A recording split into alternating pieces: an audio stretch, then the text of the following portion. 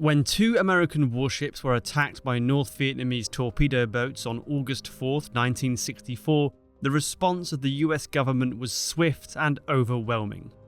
Bombing raids were launched, and Congress granted President Lyndon Johnson the power to deploy ground troops to Vietnam, beginning a 7-year-long deployment that would cost hundreds of thousands of lives. But in the 6 decades since the Gulf of Tonkin incident, one question has been asked repeatedly. Did it actually happen, or did the US government make it all up? In this video, we're going to find out.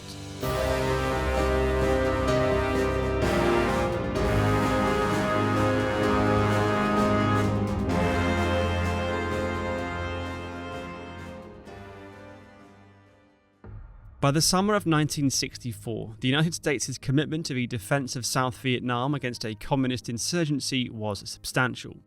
Hundreds of millions of dollars of military aid was flooding in, and 15,000 US personnel were on the ground as advisors to the South Vietnamese army. Even so, President Lyndon Johnson was keen to keep a lid on the fighting there, for the simple reason that 1964 was an election year, and the new president was keen to position himself as a moderate, by contrast to his more hawkish Republican opponent Barry Goldwater. But Johnson's administration judged this would need a careful balancing act, as they did not want to give the communist North Vietnamese any encouragement or demoralize the South by appearing to abandon them as communist attacks increased. One of their solutions was Operations Plan 34A, which called for regular raids along the North Vietnamese coast by small craft, aimed at gathering intelligence and attacking coastal facilities to maintain military pressure on the north. To keep plausible deniability, the raids would be carried out by South Vietnamese personnel, but were directed and controlled from a US naval outpost at Da Nang. These raids had begun in February and by July were increasing in scale. On the night of July 30th, a commando force mounted a major raid on a coastal radar station at Hon Mae, inflicting heavy damage. Into this situation the following day came the destroyer USS Maddox, starting its first day of a patrol along the North Vietnamese coast. Another part of the military pressure being brought to bear on North Vietnam, Maddox was deployed to conduct what was called a De Soto patrol. This consisted of electronic surveillance of North Vietnam, monitoring the position and capabilities of its radar sites and gathering any other intelligence of use. Maddox was supported in this by American signal intelligence stations at Phu Bai in South Vietnam and at San Miguel in the Philippines, where North Vietnamese signals were intercepted, decrypted, translated and interpreted, and then fed up the chain to create a picture of what the North Vietnamese military was doing at any one time. This intelligence picture fed into the planning for the raids along the coast, but information did not pass the other way. So when Maddox approached within a few miles of Hon Mae Island on August 1st, its crew had no idea that an attack had taken place there just 2 days before, and the local communist forces might be on edge. The North Vietnamese soon detected the ship on radar, and US intelligence was soon intercepting signals pointing to an attack on Maddox. At 2:24 AM local time on August 2nd, the station at San Miguel flashed a report headlined "DRV Navy May Attack De Soto Patrol." Note that this and every signal is dated in Zulu time, otherwise known as Greenwich Mean Time. The local time in the Gulf of Tonkin was 7 hours ahead of this, known as Gulf Time. That afternoon, 3 North Vietnamese torpedo boats, T-333, 336 and 339, attacked Maddox, pursuing it at high speed and launching torpedoes. Maddox fired back with its guns and vectored F-8 Crusaders from the USS Ticonderoga onto its assailants. In a sharp engagement, all 3 of the torpedo boats were damaged and driven off, while the Maddox suffered no casualties. One of the F-8s was damaged though, and forced to turn west and land at Da Nang airfield in South Vietnam. Meanwhile, Maddox had moved away to the south and soon reported the attack to Washington. The response there was relatively muted. The administration was keen to downplay the incident and keep a lid on tensions with the election just weeks away, so limited itself to a strongly worded note of protest, warning North Vietnam that any further unprovoked actions would entail grave consequences. On August 3rd, Maddox was ordered to resume its patrol, this time operating with the destroyer USS Turner Joy in close company. For much of that and the following day, the two ships were shadowed by communist boats. Tensions ran high, and the crew were nervous of another attack. At 6:40 p.m. on August 4th, alarm bells started ringing. The station at Phu Bai sent a message warning of imminent plans of DRV naval action, possibly against De Soto mission, detailing an intercepted attack order that ordered T-142 and T-146 to make ready for military operations, and pointed to T-333 being included, despite the damage it had suffered in the August 2nd engagement. In response to this message, at 7:30 p.m. Maddox turned to the southeast and increased speed, to put distance between it and the coast. It was a very dark night, with visibility of no more than 300 yards and poor weather closing in around the two destroyers. At 7:46 p.m, a radar contact suddenly appeared, 36 miles to the northeast, followed by two more in the same area. The course of these contacts was confusing, with the suspected torpedo boats appearing to be coalescing rather than approaching the destroyers. At 8:15 p.m, Maddox then picked up what appeared to be 3 aircraft approaching from the northwest. This was swiftly reported to be nearby Ticonderoga, and the carrier soon sortied aircraft to support the destroyers, which had now turned south to head directly away from the surface contacts. It took until 9 p.m. for the air cover to arrive over Maddox and Turner Joy. Lieutenant Commander James Stockdale was the closest, and at 9:17 he was vectored to investigate another radar contact to the east of the ships at much closer range. He could see nothing, though the contact persisted on Maddox's radar screen for another 10 minutes before it vanished. The respite was brief though. At 9:34 Maddox picked up another potential threat, this time less than 5 miles away and closing. Over the next few minutes, both ships opened fire on the contact, and when it was observed to sharply turn away, they interpreted this as a torpedo launch and began to take evasive maneuvers. This began a chaotic couple of hours as the two ships were beset by radar contacts all over the place, with repeated torpedo scares forcing more radical changes of course at high speed, all the while their guns, especially on the Turner Joy, fired at anything that looked like it could be a torpedo boat. As the action developed, Captain John Herrick, in command of both ships, sent a stream of information back to Washington, reporting that the two ships were under continuous torpedo attack. These reports made it swiftly up the chain of command to Secretary of Defense Robert McNamara, whose mind was already turning towards retaliation when he spoke with the President while the action was still ongoing. We just had word by telephone from Admiral Sharp that the destroyer is under torpedo attack. I think I might get Dean Rusk and Mac Bundy and have them come over here, and we'll go over these retaliatory actions. Then we ought to. Where are these torpedoes coming from? Well, we don't know. Presumably from these unidentified craft that I mentioned to you a moment ago.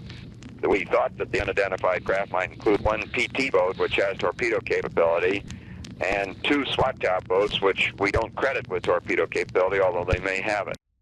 It took until after 11:30 p.m. for the radar returns around the Maddox and Turner Joy to subside.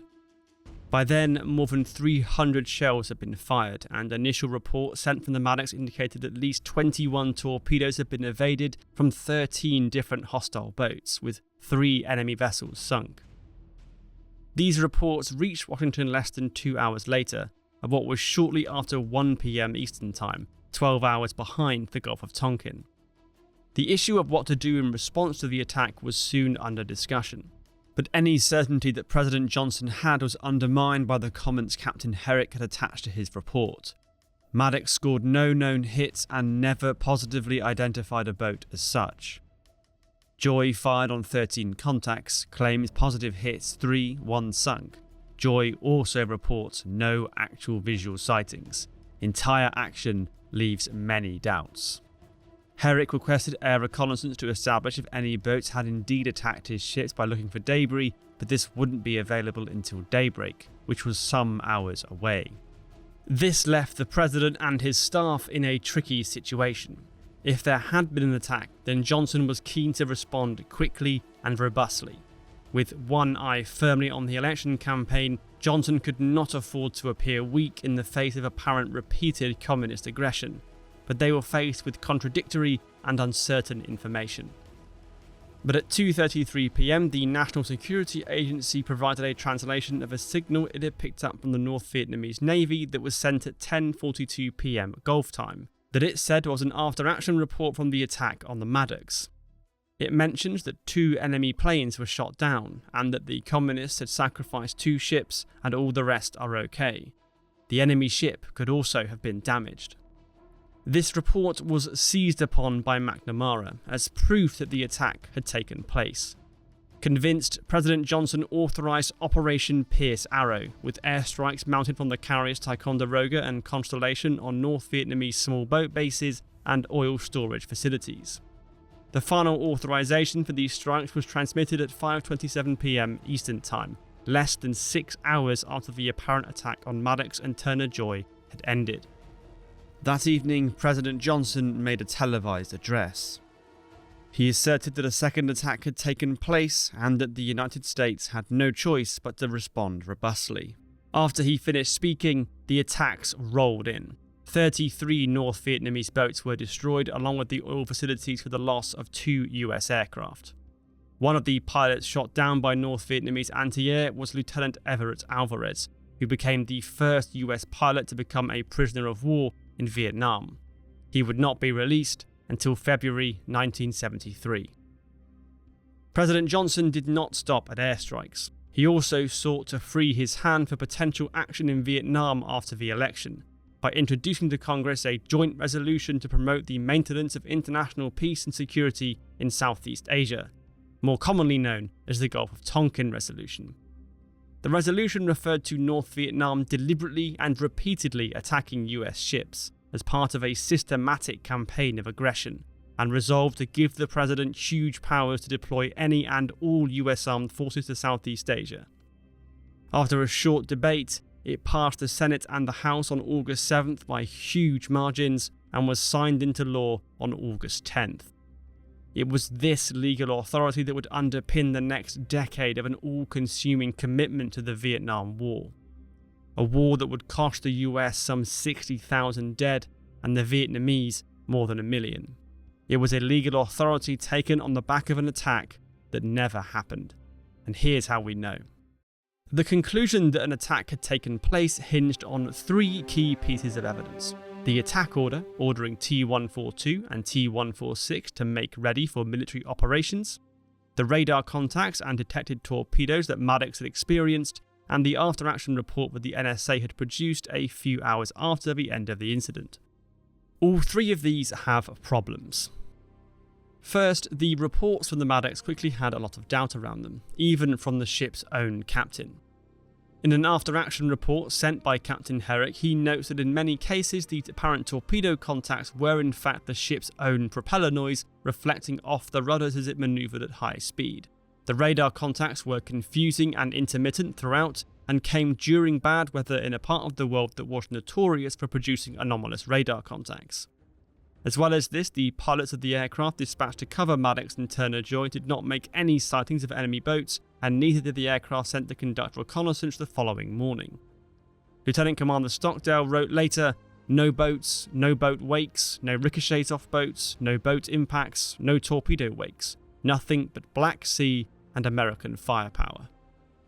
Prior to the August 2nd attack, the Americans had intercepted communist signals giving detailed radar tracking information for Maddox, but there was nothing like this for August 4th, and no radio or radar signals from the communist torpedo boats involved in the supposed attack were detected by the destroyers. This would mean that if an attack had taken place, it had been carried out by boats which had managed to find the destroyers nearly 100 miles out to sea, in the dark, in poor weather, without the use of radar or any prior idea where they might be. This could be fairly described as implausible. Then there was the attack order, which was the reason the Maddox and Turner Joy believed they might be attacked in the first place.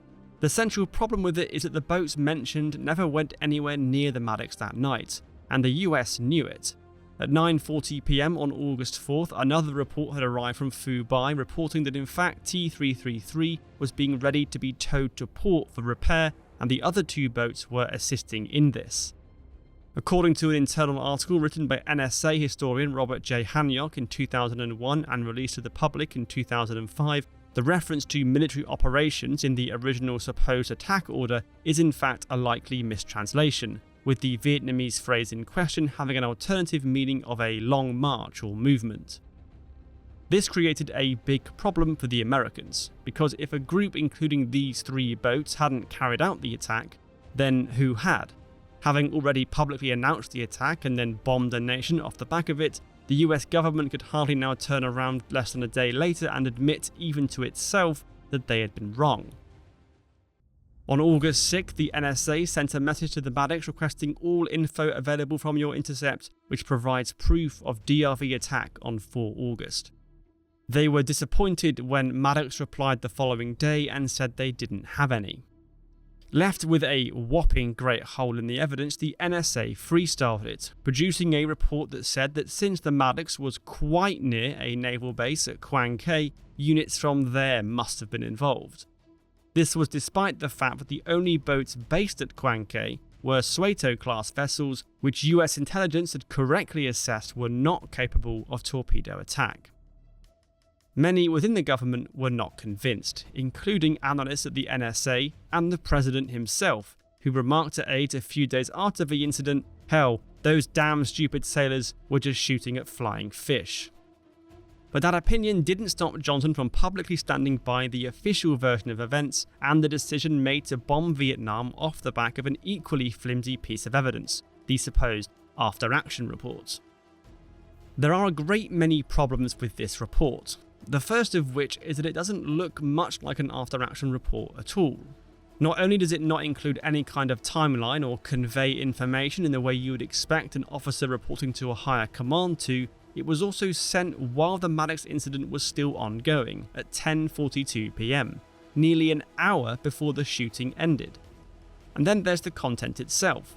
The NSA report of the signal that reached the president contains the line that we sacrificed 2 ships. But the original report from Phu Bai instead reads, "We sacrificed 2 comrades," which could be taken as meaning ships or individual sailors, perhaps casualties taken on the August 2nd attack. The NSA chose to go with the first option. Perhaps you might think because of the line later in the message about the enemy ship could also have been damaged. But here's the thing, these 2 lines are not from the same signal. What was passed up the chain to the Secretary of Defense and the President was in fact an amalgamation of 2 separate signals sent at different times by different people. The first could easily be an after-action report of the encounter on August 2nd, while the other is a report from boat T-142 from its position close to the shore, seeing what it thinks are US aircraft crashing, but are probably in fact illumination flares fired by the destroyers out at sea. For reasons of incompetence, or perhaps more likely a desire to give superiors quick, definitive proof the attack happened, these 2 signals emerged from the NSA as a single message that appeared to confirm an attack had taken place. It was on the back of this evidence that North Vietnam was bombed and the countdown to the deployment of US combat troops to Vietnam begun. For years after the Gulf of Tonkin incident, the US government stuck to its official line that there had been an attack on August 4th. NSA staff, according to Hanyok, deliberately skewed the evidence that was included in even internal government reports on the incident. In October 1964, the NSA produced an official narrative of the events that included only 6 of 59 relevant pieces of signal intelligence. Items that undermined the official narrative were simply left out, and would only surface much later in response to Freedom of Information requests or in Hanyok's own internal NSA article, in which he methodically pulls apart the evidence. To summarise, in my opinion at least, no attack happened, but neither was the event a deliberate fabrication by the US. Maddox and Turner-Joy really had been confused by their own censors, and then the American military and intelligence establishment had rushed into retaliatory action on scant evidence, and the administration had leveraged the situation to gain for itself the power to intervene to an almost limitless extent in Southeast Asia. I hope this has been a fairly comprehensive overview of the evidence, but if you have a different viewpoint or know of something you think I've missed out, do share it in the comments down below. But what is undisputable is that by March 1965, the first American combat troops were on the ground in Vietnam under the powers granted in the Gulf of Tonkin Resolution, and they would not leave for 7 years. Thank you for watching, and I'll see you next time.